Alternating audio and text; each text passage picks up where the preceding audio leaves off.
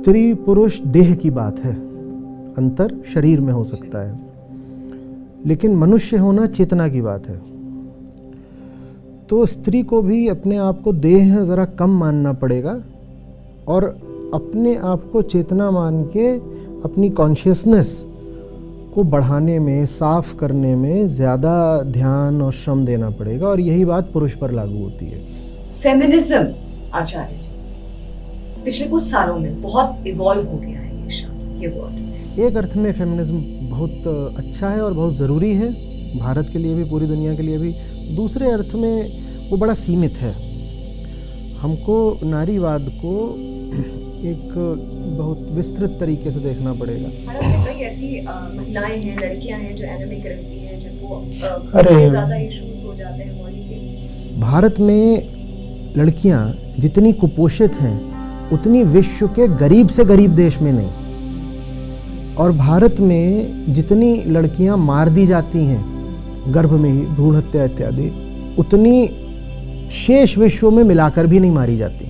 हमारे इतने rich scriptures हैं जो विमेन एम्पावरमेंट की बात कर रहे हैं, नारी सशक्तिकरण में एक देवी स्वरूप, एक महिला को दर्जा दे रहे हैं, लेकिन कहीं पर भी ऐसा कोई व्रत या नियम नहीं लिखा हुआ है जो पुरुषों को महिलाओं के लिए रखना हो। किसी व्यक्ति के लिए व्रत रखना, उसकी लंबी आयु वगैरह के लिए, ये बात ठीक है, बुरी नहीं है, पर ये कोई बहुत समझदारी की बात भी नहीं है। बात समझ नहीं? तो ये सब जिन चीज़ों का हम लोक संस्कृति में पालन कर रहे हैं, वो बातें वास्तव में धर्म सम्मत नहीं हैं। हमें वेदांत का कुछ पता ही नहीं, हम धर्म के नाम पर न जाने किन दकियानूसी चीज़ों का पालन कर रहे हैं। असली धर्म का हम न ख्याल कर रहे हैं, न सम्मान। जो किताब आपको आपकी असलियत से रूबरू कराती हो और आपको मुक्ति की दिशा प्रेरित करती हो, सिर्फ उसको शास्त्र कहा जाएगा। बाकी किस्से कहानियों से भरी हुई किताबें शास्त्र नहीं कहलाती। वेदांत जो वेदों का सार है, वही उच्चतम ग्रंथ है हिंदुओं के लिए। उनको हम मैनुअल माने हिंदू धर्म का।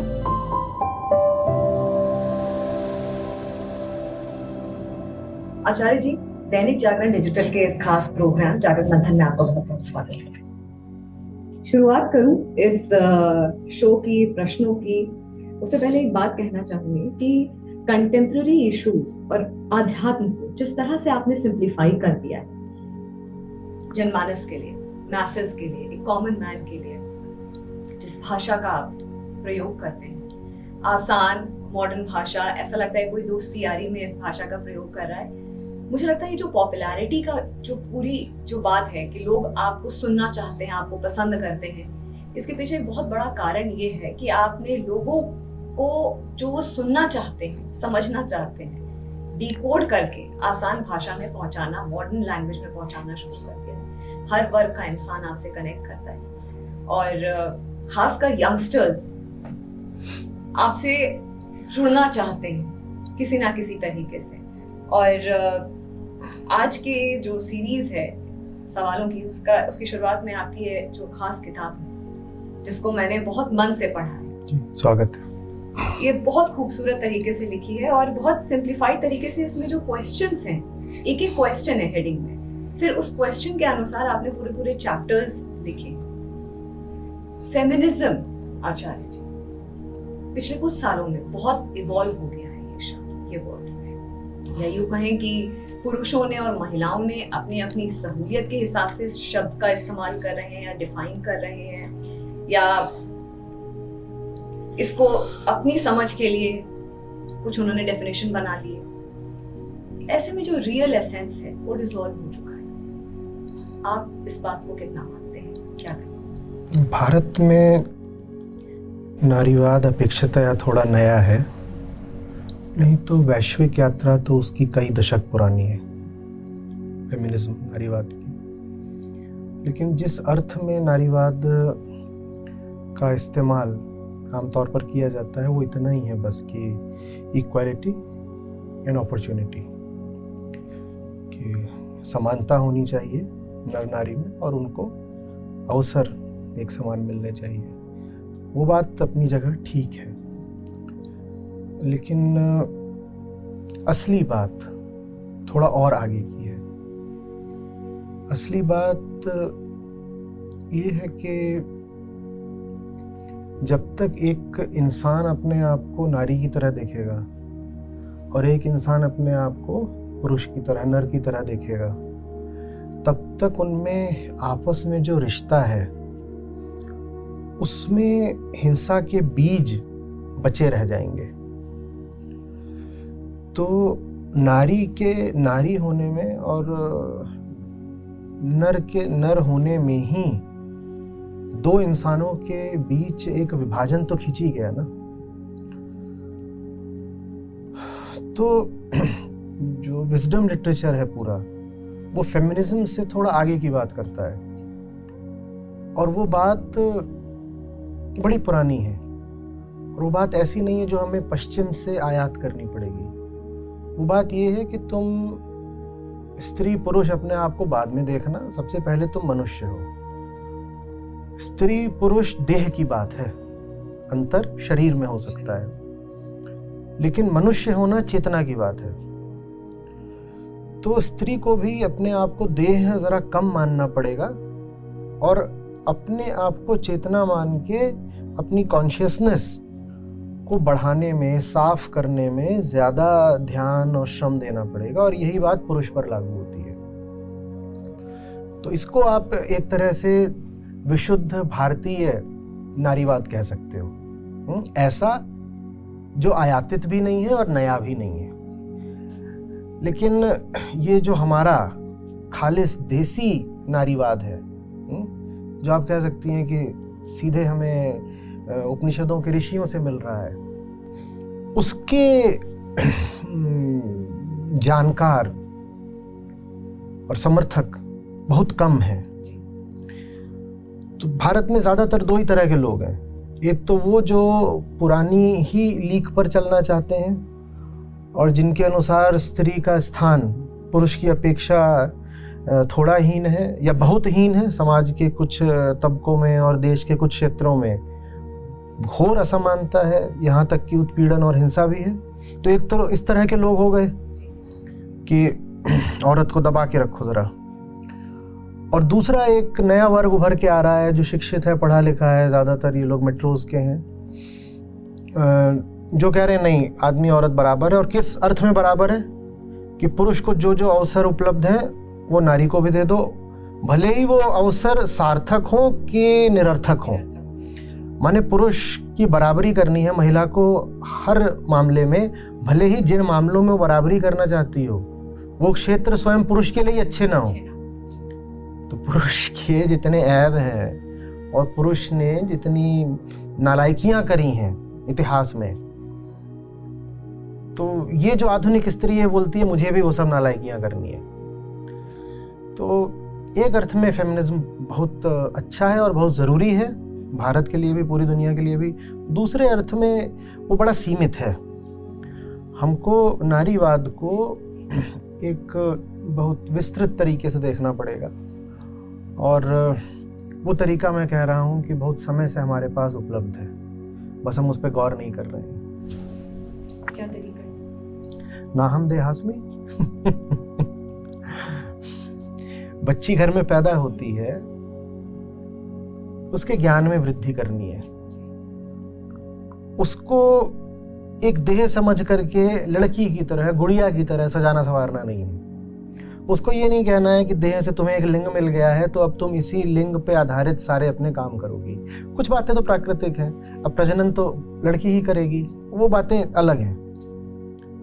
पर किताब पढ़ने पर लड़की का बराबर का हक क्यों नहीं? हक की बात भी नहीं है, अधिकार से ज्यादा ये उसकी आवश्यकता है, आवश्यकता से ज्यादा ये उसके लिए अनिवार्यता है।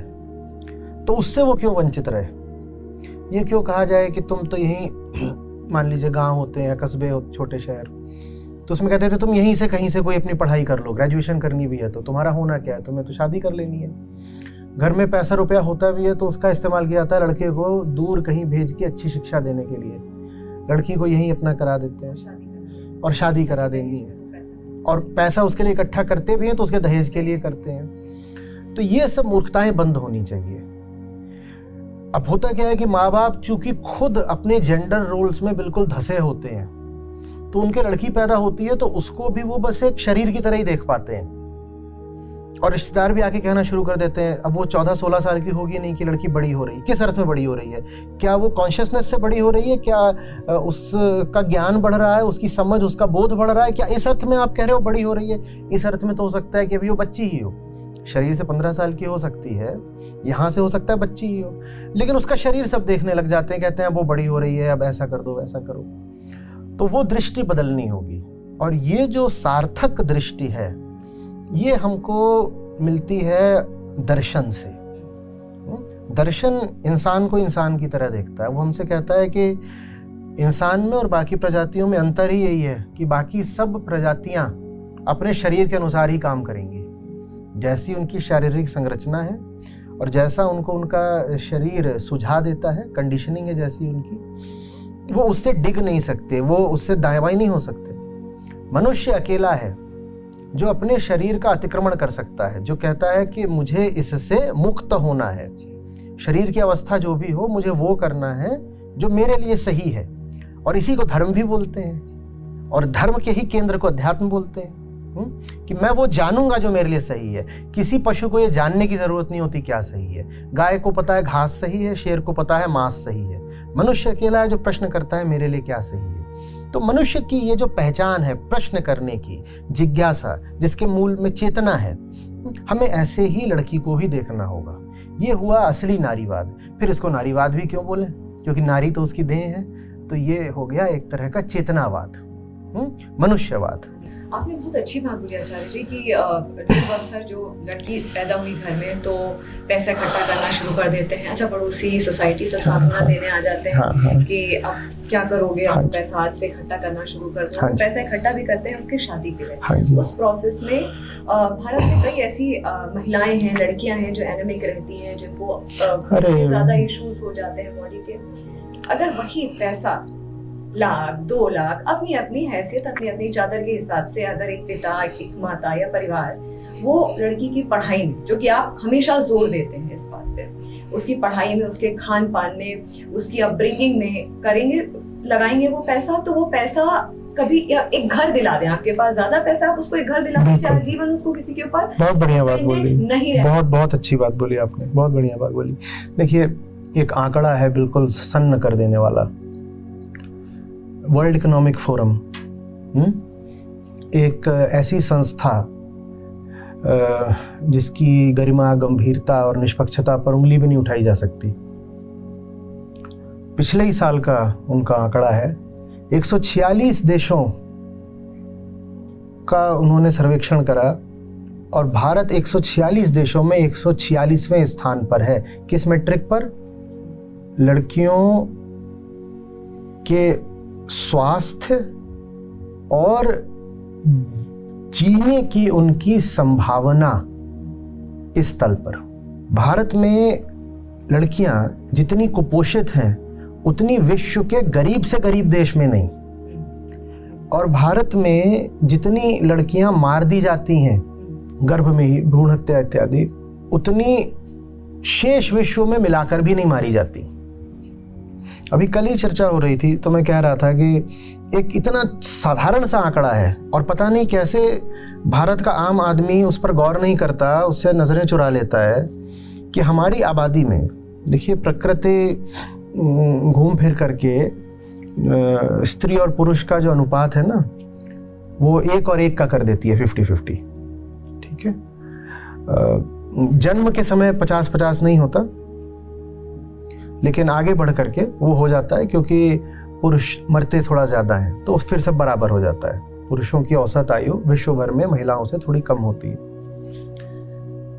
तो भारत की अगर जनसंख्या को ले लें तो अगर 144 करोड़ लोग हैं हमारे पास, तो 72 होना चाहिए। वो 72 नहीं है, वो है लगभग 68 और 73, 142 अगर हम, या 143 माने तो। महिलाओं की पुरुषों की आबादी में 4 से 5 करोड़ का अंतर है। और मैं अभी कह रहा था कि जनगणना हमारी हुई नहीं जो 2021 में होनी चाहिए थी। और ये बड़ी गलत बात है कि जनगणना सरकार ने नहीं कराई है। अब जब होगी तो मुझे डर है कि महिलाओं और पुरुषों की आबादी में जो ये 4-5 करोड़ का अंतर है कहीं और बढ़ ना जाए। कहाँ गई ये 4-5 करोड़ महिलाएं, कहाँ गई? सोचिए तो, प्रकृति ने तो बराबर ही सबको पैदा करा है, अवसर दिए हैं, तो 5 करोड़ कम कैसे हो गई? उत्तर हमको वर्ल्ड इकोनॉमिक फोरम की रिपोर्ट में मिलता है। भारत में बड़े पैमाने पर आज भी खासकर उत्तर भारतीय राज्यों में भ्रूण हत्या चल रही है। अभी फिलहाल एक केस गया जिसमें जेंडर चेक करने के लिए पिता ने बदायूं में हुआ है। 5 लड़कियां थीं और उसको डर लग रहा था कहीं छठी ना पैदा हो जाए, तो उसने हंसिया लेकर के बीवी का पेट फाड़ दिया ताकि वो देख सके कि गर्भ में जो बच्ची है उसका। मैंने पूछा, बात क्या सिर्फ उस छठे बच्चे की है जो लड़का भी हो सकता था या लड़की भी हो सकती थी, या बात पिता की जो पहले ही 5 बच्चियां हैं उनके प्रति घृणा की है? जो इंसान छठी लड़की को लेकर के इतनी नफरत, इतनी घृणा, इतने विरोध से भरा हुआ है, उसने जो पहले ही 5 पैदा कर ली हैं उनसे वो कितनी नफरत करता होगा। इतनी नफरत की बीवी का उसने पेट फाड़ दिया, गर्भिणी पत्नी है, हंसिये से पेट फाड़ दिया। तो लेकिन समाज हमारा ऐसा है कि बिल्कुल हो सकता है कि वो जो पत्नी है वो अदालत में गवाही भी न दे पति के खिलाफ, क्योंकि आमतौर पे भारत में पत्नियां इतनी दुर्बल, लाचार, पर निर्भर होती हैं कि वो कहेगी कि अगर पति जेल चला गया तो मैं भी भूखी मरूंगी और ये 5 लड़कियां भी भूखी मरेंगी। तो इतनी ज्यादा दुखद स्थिति है। और ये तो मैंने आपको सिर्फ एक इंडेक्स बताया जिसमें 146 देशों में भारत का स्थान 146वां है। वहाँ और भी बातें हैं। एजुकेशन उदाहरण के लिए, रिप्रेजेंटेशन कि शैक्षणिक संस्थानों में या जो हमारी लोकतांत्रिक संस्थाएं होती हैं जैसे संसद, उसमें महिलाओं का प्रतिनिधित्व कितना है, या देश की कुल संपत्ति में महिलाओं की भागीदारी कितनी है। आप कहीं भी देख लीजिए, भारत एकदम निचले पायदान पे दिखाई देता है। या तो बिल्कुल आखिरी तल पर बैठा होगा या अंत के 10, 15, 20 देशों में होगा। ये हमारी दुनिया में हालत चल रही है। आचार्य जी, एक सवाल मेरा जो अभी तक मैं सेटिस्फाइड नहीं हूँ जिसके आंसर से, हमारे इतने रिच स्क्रिप्चर्स हैं जो वुमेन एम्पावरमेंट की बात कर रहे हैं, नारी सशक्तिकरण में एक देवी स्वरूप एक महिला को दर्जा दे रहे हैं, लेकिन कहीं पर भी ऐसा कोई व्रत या नियम नहीं लिखा हुआ है जो पुरुषों को महिलाओं के लिए रखना हो। एक महिला व्रत रखती है, भूखी रहती है अपने पति के लिए, बच्चों के लिए ये व्रत है तो बच्चों के लिए ये व्रत है। इतने, और हर व्रत का या हर नियम का एक मतलब है, साइंटिफिक मतलब है।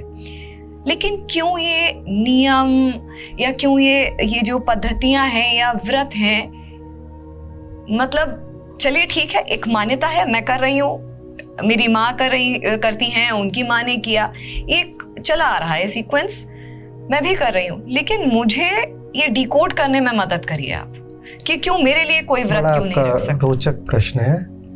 असल में थोड़ा सा सवाल घुमाना पड़ेगा जी। आपके सवाल के पीछे मान्यता ये है कि पुराने हमारे ग्रंथ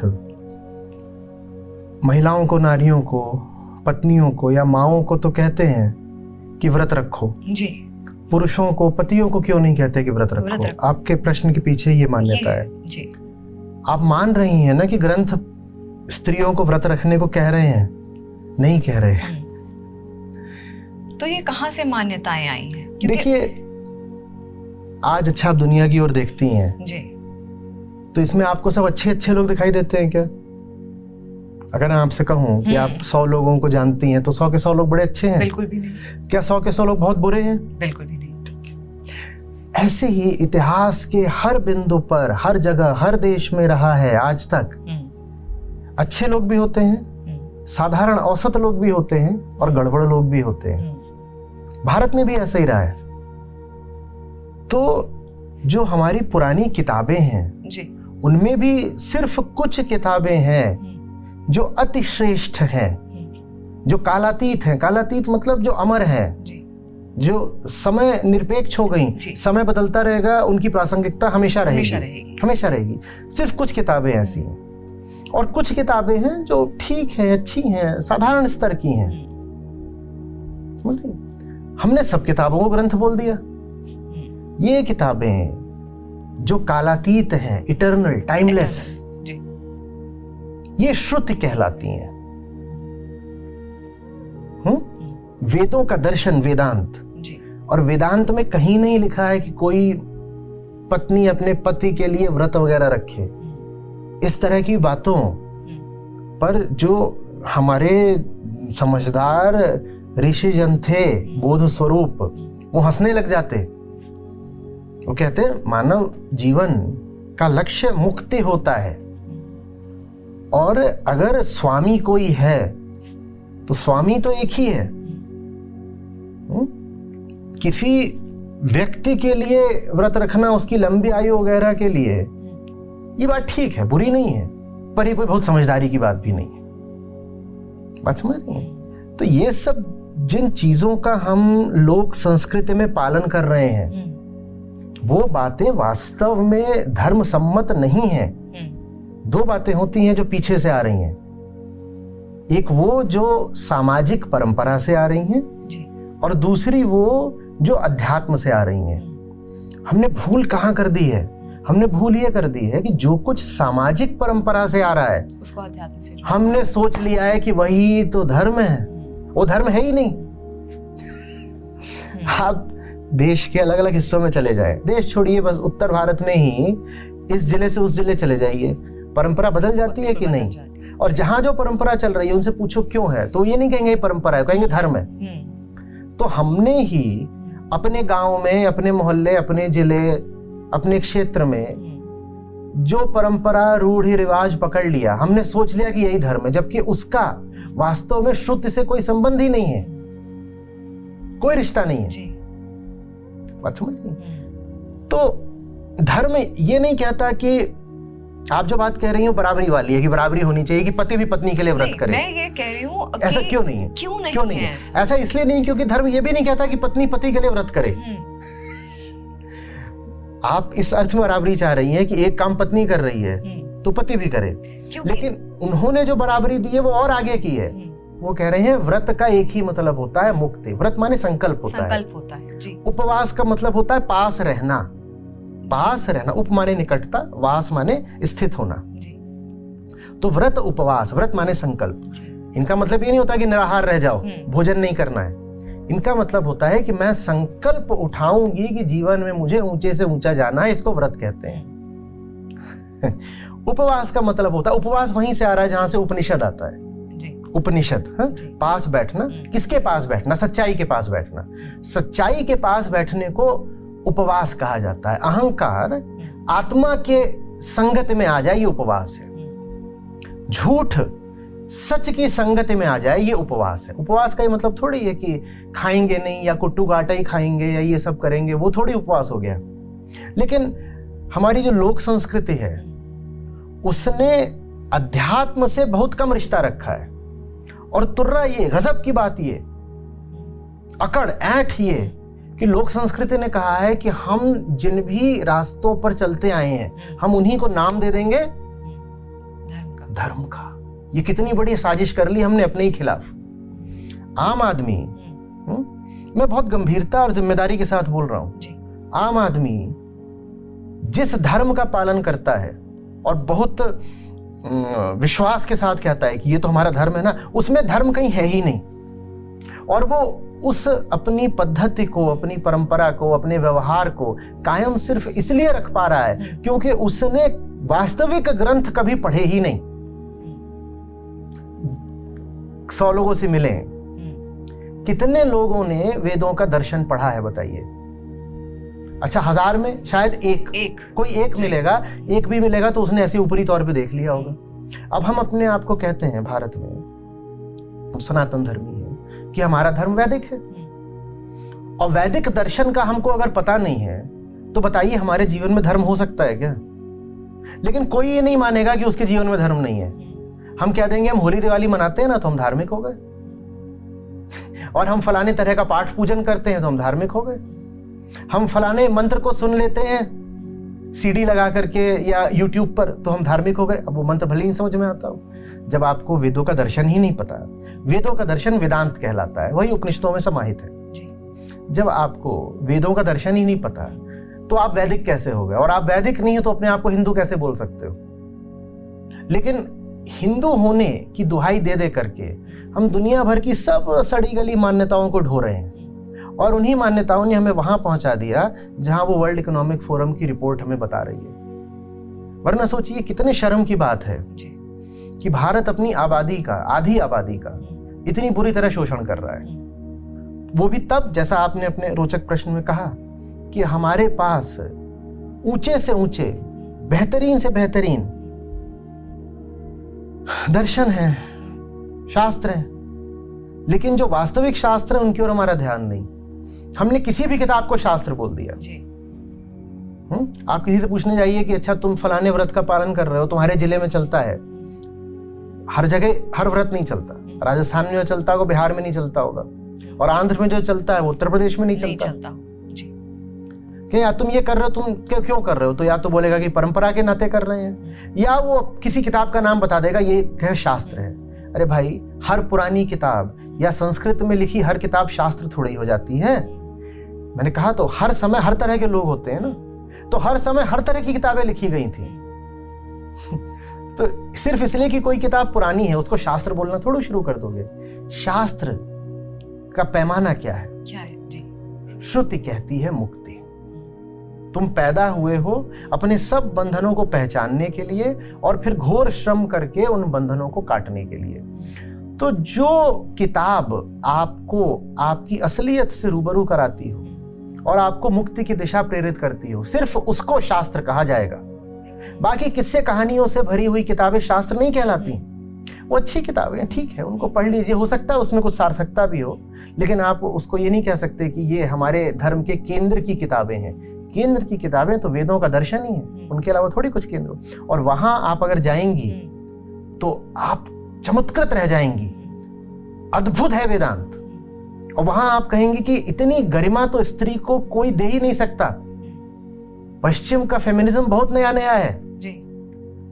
पश्चिम में महिलाओं को जो अधिकार भी मिलने शुरू हुए हैं ना, आप जरा देखिएगा कि इन्होंने महिलाओं को समानता का अधिकार कब दिया, महिलाओं को गाड़ी चलाने का हक कब दिया, महिलाओं को वोटिंग राइट्स कब दिए। जिनको हम विकसित देश बोलते हैं, जिनको हम लिबरल देश बोलते हैं, उनको भी बस कुछ दशक हुए हैं महिलाओं को पूरी तरीके से बराबर माने हुए। और यहां हम ईसा से सैकड़ों साल पहले से कह रहे हैं कि उसको तुम महिला कहो ही मत। वो महिला नहीं है, वो चेतना है। इस नाते हमने कहा शक्ति। और हमने कहा कि चेतना में भी उसको विशिष्ट मत बना देना। वो वही चेतना है जो पुरुष में भी है। तो बताओ, भेद ही खत्म हो गया।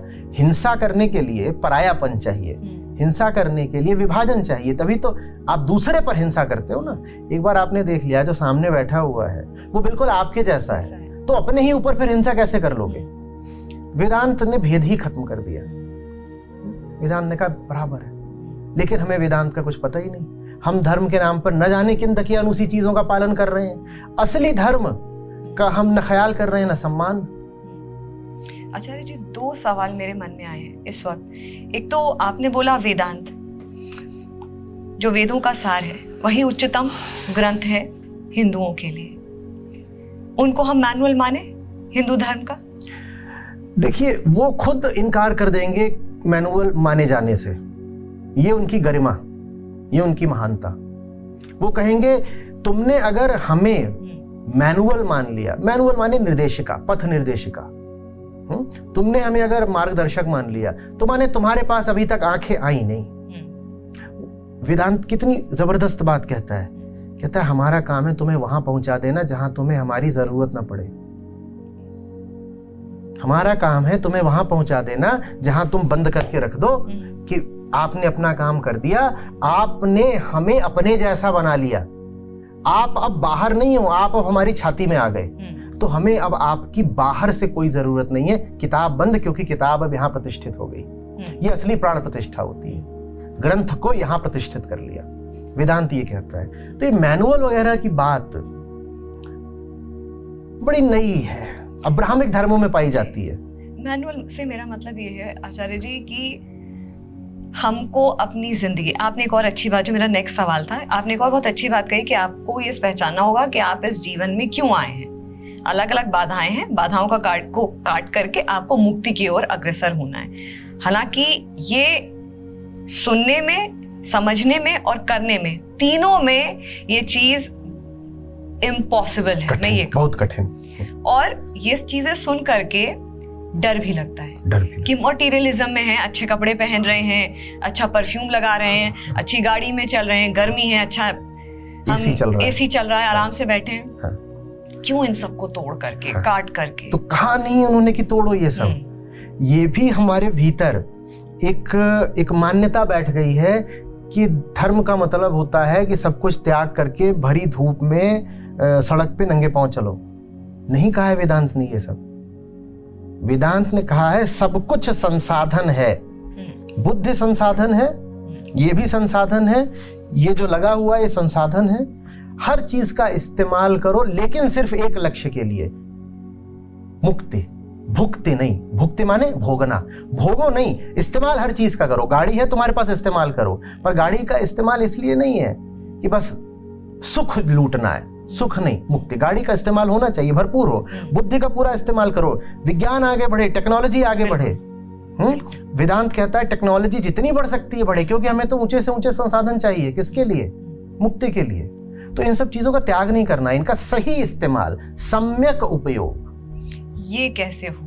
यही तो जब प्रेम होता है मुक्ति से, तो आपके पास कुछ भी होगा तो आप उसका किस लिए इस्तेमाल करोगे? जब मुक्ति से प्रेम होगा, मान लीजिए मुझे उस दरवाजे तक जाना है जी।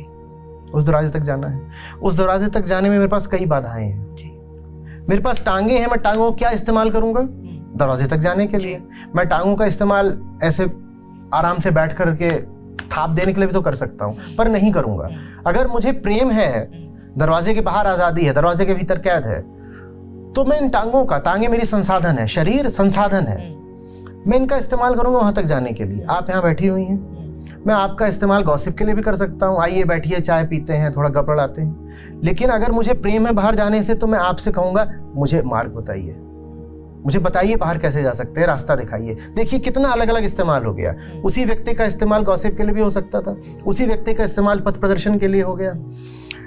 मैं निकल रहा हूँ, रास्ते में ये इतनी सारी कुर्सियां पड़ी हुई हैं, यहाँ पर मैं इस्तेमाल कर सकता हूँ कि साहब ये कुर्सियां पड़ी हैं, थोड़ा बैठ के सुस्ता लो। या मैं कह सकता हूँ मेरी भुजाओं में बल है, ये बल एक संसाधन, मैं कुर्सी हटाऊंगा, वहां पीछे ना एक सोफा पड़ा है, वो इस तरह का है कि उसमें सोया भी जा सकता है, और वो ऐसा भी है कि उस पर चढ़ करके जो ऊपर सिटकनी लगी है दरवाजे की, उसको गिराया जा सकता है, दरवाजा खोला जा सकता है। उस सोफे का इस्तेमाल आज़ादी के लिए भी हो सकता है, मैं उस पर चढ़ गया और मैंने सिटकनी नीचे गिरा दी, दरवाजा खोल दिया। उस सोफे का अस्पताल सोने के लिए भी हो सकता है। लेकिन जब मुक्ति से प्रेम होता है, तो आदमी कहता है जो कुछ है मेरे पास, उसका सिर्फ एक दिशा में इस्तेमाल होगा, आज़ादी, मुक्ति, लिबरेशन। ये वेदांत का, बल्कि भारतीय जितने भी दर्शन है, षड दर्शन, उनका सबका साझा उद्देश्य है मुक्ति। जिनको हम नास्तिक दर्शन बोलते हैं, वो भी मुक्ति की ही बात करते हैं। भारत की जमीन से जो दर्शन उठे हैं, उसमें से अधिकांशतः कहते हैं बस एक लक्ष्य है मनुष्य जीवन का, मुक्ति। तो बौद्ध, जैन, ये सब भी बात मुक्ति की ही करते हैं।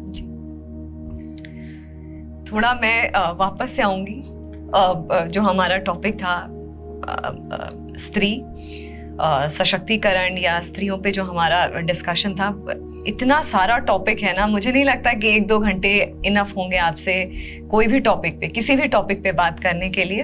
और मैं इस वक्त चूज कर रही हूँ, मेरा माइंड इस वक्त लगातार चल रहा है कि मैं इस पे बात करूँ, उस पे बात करूँ, लेकिन मैं महिलाओं के विषय पे वापस आऊँगी। एक और इंटरेस्टिंग बात आचार्य जी, जो कि मैं हमेशा ऐसे खड़े होकर के अगर बालकनी से देखती हूँ, जब हम कंजके बिठाते हैं साल में 2 बार, तो लोग बहुत परेशान घूम रहे होते हैं। जो आपने अनुपात रेशियो की बात बताई, मेल फीमेल रेशियो की, जो आपने बहुत इंटरेस्टिंग बात बताई, बच्चियां नहीं मिलती हैं कंजके खिलाने के लिए। एक ऐसा टाइम था आज से लगभग 15-20 साल पहले कि आप 9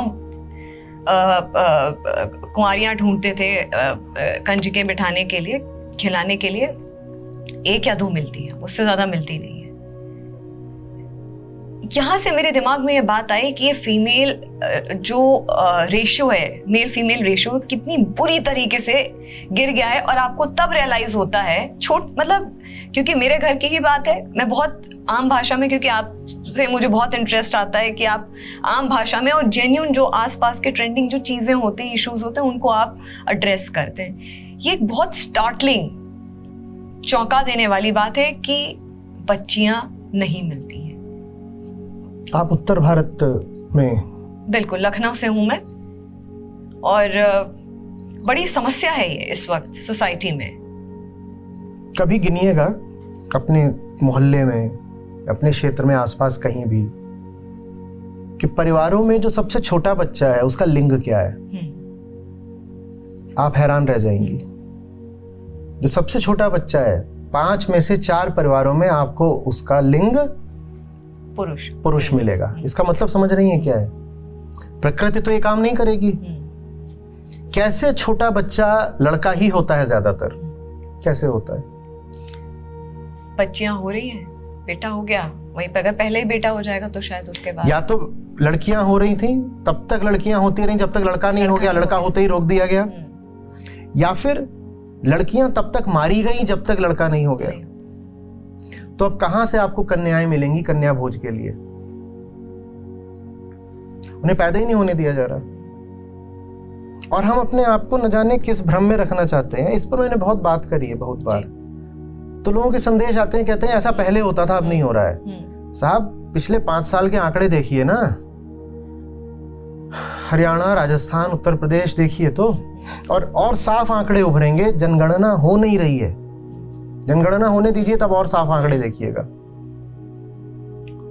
जहां कहीं भी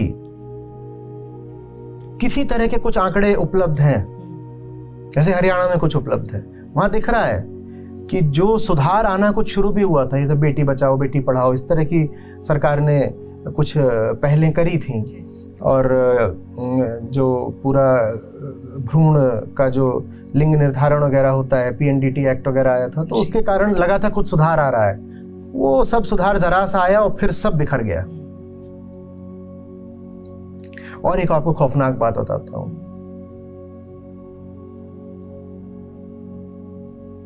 जो हमारे सबसे धार्मिक जिले हैं, जिन जगहों पर हम कहते हैं कि हमारी धार्मिक आस्था सबसे ज्यादा है, वहां पर भी जो लिंग अनुपात है वो बहुत बुरा है।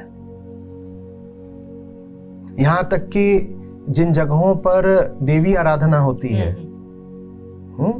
वहां पर भी लिंग अनुपात बहुत बुरा है। देवी की आराधना करके कन्याओं को साफ कर दिया जाता है। जो पूरा क्षेत्र है जहां उदाहरण के लिए राधा के प्रति बड़ी श्रद्धा है, उस क्षेत्र में भी लिंग अनुपात बहुत बुरा है। क्या करने की जरूरत है आचार्य जी? इसका सलूशन क्या देखते हैं? जैसे मैं थोड़ा इस बात को पहले ले लेती हूँ।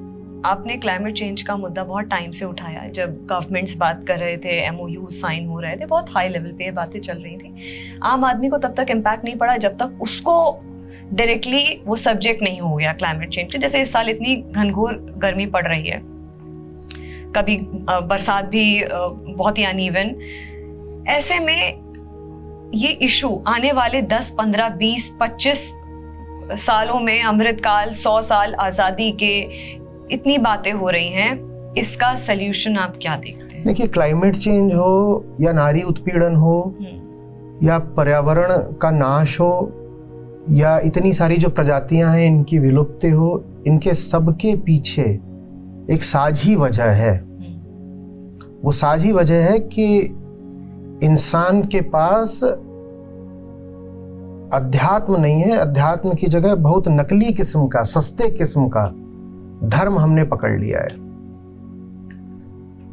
जो वास्तविक सनातन अध्यात्म है वो हम तक किसी ने पहुंचाया ही नहीं, हमें उसकी खबर ही नहीं लगी।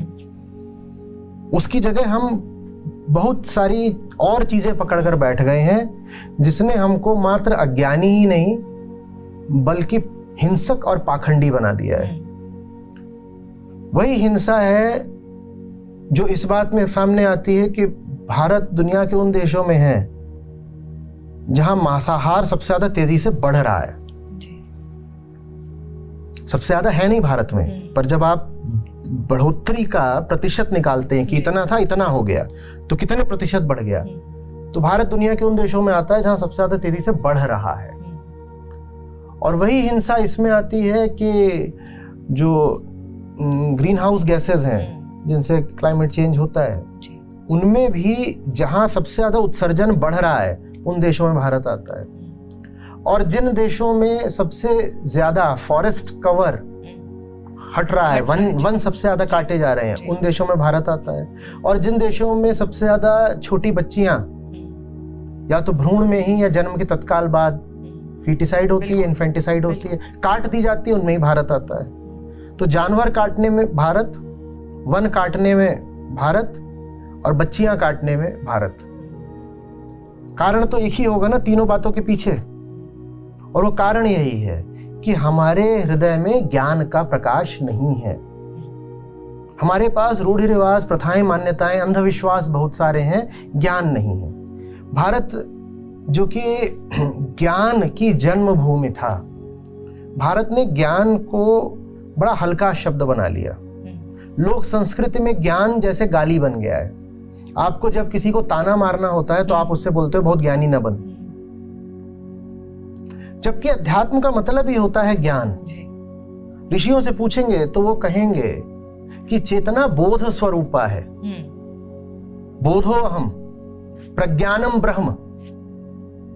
ज्ञान के अलावा अध्यात्म कुछ होता नहीं, लेकिन भारत ने ज्ञान को पता नहीं कहां छोड़ दिया और धर्म के नाम पर पता नहीं क्या पकड़ लिया।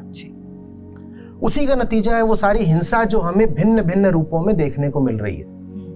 हम हर तरीके से बहुत हिंसक लोग होते जा रहे हैं, और हम अपने पाखंड के मारे मानेंगे भी नहीं कि हम हिंसक लोग हैं। हमें ये जताने में बड़ा अच्छा लगता है कि हिंसा तो सब पश्चिम में होती है, हम तो बड़े भले और उदार लोग हैं। मैं मानता हूं सचमुच उदारता हम में रही है, पर वो उदारता बहुत तेजी से कम होती जा रही है। हम बड़े अनुदार होते जा रहे हैं, वो अनुदारता हमें ही भारी पड़ रही है। आंतरिक, आपने पूछा उपाय क्या है, आंतरिक तौर पर भारत को उसके केंद्रीय दर्शन के पास लाना पड़ेगा। हमें धर्म का असली मतलब समझना पड़ेगा, और उसके लिए मैं कह रहा हूं हमें कहीं दूर इधर उधर जाने की जरूरत नहीं है। हमें हमारे ही वैदिक दर्शन के निकट जाना पड़ेगा। मैं वैदिक कर्मकांड नहीं बोल रहा हूं, मैं वैदिक दर्शन बोल रहा हूं, वैदिक ज्ञान बोल रहा हूं, मैं उपनिषद कह रहा हूं। हमें उसके पास जाना पड़ेगा। ये आंतरिक हुई बात, और जब ये आंतरिक बात होने लगेगी तो आप बाहरी बहुत सारे बदलाव देखेंगे। उदाहरण के लिए कंपनियां हैं, महिलाओं के प्रति, महिलाओं की नियुक्ति, हायरिंग के प्रति उनकी दृष्टि बदलने लगेगी। बहुत सारी कंपनियां हैं जो कतराती हैं, जो नहीं भी कतराती हैं, वो जो नेतृत्व के पद होते हैं, लीडरशिप रोल्स, वो महिलाओं को नहीं देना चाहती। भीतर कहीं ना कहीं एक संशय है या डर है कि लड़की है, महिला है, कर भी पाएगी, और इसके साथ कई अन्य मुद्दे रहते हैं, मातृत्व है, मैटरनिटी पर तो नहीं चली जाएगी, बहुत सारी बातें सोचते हैं कि ये सोचती है कि इसकी जो पहली प्राथमिकता है वो तो घर है, अब घर के मारे क्या ही काम को तवज्जो देगी। ग्लास सीलिंग आपने सुना ही होगा कि महिलाएं कॉर्पोरेट्स में जाती भी हैं तो एक स्थिति के बाद एक तल से आगे प्रगति नहीं कर पाती हैं। तो ये सब जब भीतर ज्ञान का प्रकाश आएगा तो समाज में ये सब चीजें बदलनी शुरू हो जाएंगी। जब भीतर ज्ञान आएगा तो फिर लड़की को सड़क पे निकलते डर नहीं लगेगा कि 10 लोग उसको ताना मारेंगे, कि मैं गाड़ी लेकर के निकलूंगी तो 5-6 लफंगे ऐसे ऐसे उसके घूमना शुरू कर देंगे। जो कानूनी उसको अधिकार मिलने चाहिए, देखिए भारत ने वो तो दे रखे हैं। संवैधानिक अधिकार भी महिला को पर्याप्त उपलब्ध है। तो अभी समस्या इसकी नहीं है कि हमने उसको एक कानूनी ताकत नहीं दी है, अभी समस्या अंदरूनी ताकत की है। वो अंदरूनी ताकत न महिला के पास है न पुरुष के पास है, तो इसीलिए हम एक बड़ा कमजोर समाज बनकर रह गए हैं। और एक बात और समझिएगा, हिंसा जब होती है ना तो दोनों ओर से होती है, क्योंकि कोई मनुष्य ऐसा नहीं होता कि आप उसके ऊपर हिंसा करते रहो और वो पलट के वार नहीं करेगा। तो हिंसा तो महिलाएं भी कर रही हैं, बस वो अपने तरीके से कर रही हैं। पुरुष के पास जो संसाधन है वो अपने संसाधन का उपयोग करके महिला पे हिंसा करता है, और महिला के पास जो संसाधन है, जितना उसका जोर चलता है, वो अपने तरीके से पुरुष पर हिंसा करती है। और सिर्फ पुरुष पर नहीं करती, महिला महिला पर भी हिंसा करती है। ये आपने खूब सुना होगा। मैं इसकी भुक्तभोगी भी हूँ। मैं अक्सर लोग ये कहते हैं कि मेल बॉसेस आपको डोमिनेट करते हैं, बढ़ने नहीं देते हैं, लेकिन मेरा जो तजुर्बा रहा है आचार्य जी, वो ये रहा है कि कई बार महिला ही महिला की दुश्मन बन जाती है। बिल्कुल ठीक। उसमें क्या होता है, पूरा आपका वर्क कल्चर, आपका गोल, आपकी ऑर्गेनाइजेशन का आउटपुट, आपका जितना भी एक पॉजिटिविटी है, सब कोलैप्स कर जाता है। बिल्कुल ठीक कहा आपने। क्योंकि देखिए, जब माहौल खराब होता है ना समाज में और दिल में, तो सबके लिए खराब होता है। अगर यहाँ हवा खराब है तो मैं जो भीतर सांस ले रहा हूँ और आप जो भीतर सांस ले रही हैं, फेफड़े दोनों के जाएंगे। तो ये जो पूरी गलत तरीके की धारणाएं हैं और बहुत बेकार कॉन्सेप्ट्स हैं और अंधविश्वास हैं, फिजूल की रूढ़ियां हैं, इन्होंने पुरुषों के मन में जितना कब्जा करा है, उतना ही कब्जा इन्होंने महिलाओं पर भी तो करा है। जो पूरी पितृसत्ता चलती है, जिसमें बात ही यही है कि महिला हमेशा आश्रित बनकर रहे।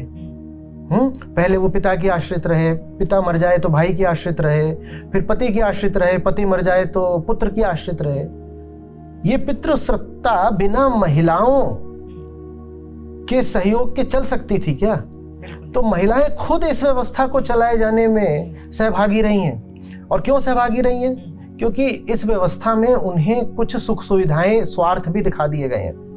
उनसे कहा गया है कि आराम से घर में रहोगी ना, जो बाहर मेहनत का काम है पुरुष कर लेगा, तुम आराम से घर में रहो, तुम घर की रानी बन के रहोगी। और उसको कुछ बातें बोल दी गई हैं कि तुम गृह मंत्री हो, तुम घर की देवी हो, वगैरह वगैरह। तो वो भी अपना फूल के कुप्पा हो जाती है, उसको दिखाई नहीं पड़ता कि इस पूरी चीज में उसके नुकसान कितने ज्यादा है। तो महिला की शोषक होती। देखिए, जो शोषक होता है सबका शोषण करेगा। हमने बात करी ना, पशुओं का शोषण, पर्यावरण का शोषण, वनों की कटाई, पुरुष का शोषण, महिला का शोषण। जो शोषक होगा वो किसी को नहीं छोड़ेगा, वो सबको बराबर मारेगा। इसी तरीके से जो शोषक नहीं होगा वो फिर सबको ही करुणा देगा, प्रेम देगा, वो सबको ही बचाने की कोशिश करेगा। वो फिर सेलेक्टिव नहीं हो सकता। वो ये नहीं कहेगा कि साहब मैं तो चुन चुन करके इसको बचाऊंगा, उसको मारूंगा। वो कहेगा नहीं, देखो ये बचे। ये नहीं कहेगा कि मैं गाय को तो रोटी खिलाता हूँ लेकिन रोज मुर्गा खाता हूँ। वो कहेगा देखो मैं गाय को बचाऊंगा तो फिर मुर्गे को भी बचाऊंगा। तो वो जो दृष्टि है जिससे करुणा सब पर बरसती है, वो तो अध्यात्म से ही आ सकती है। और मैं बार बार कहता हूँ, भारत को जिस भी तरह का विकास चाहिए हो, उसके लिए पहले हमें यहाँ से ठीक होना पड़ेगा। गाड़ी आप इधर ले जाओ, गाड़ी आप उधर ले जाओ, गाड़ी आप इधर ले जाओ, किधर भी गाड़ी ले जानी है, पहले ड्राइवर को ठीक होना पड़ेगा ना। तो हमें अपनी जिंदगी की गाड़ी, अपने समाज की गाड़ी, धर्म की गाड़ी, राष्ट्र की गाड़ी, विश्व की गाड़ी, हमें जहां भी ले जानी है, उस गाड़ी के चालक तो हम है ना। इंजन भी खराब हो एक बार को तो चल सकता है, पर चालक ही अगर पागल हो, विक्षिप्त, नशे में हो, तो गाड़ी का क्या होगा? खराब इंजन के साथ तो फिर भी संभव है कि गाड़ी किसी कदर पहुंचा दी कहीं पर खराब चालक के साथ तो कहीं नहीं पहुंच सकती। चालक हम हैं, हमें ठीक होना पड़ेगा। हमें ठीक होने का जो रास्ता है वो तो ज्ञान ही है। वही ज्ञान सब तक लाने का प्रयास कर रहा हूँ। देखिए बात कहाँ तक जाती है।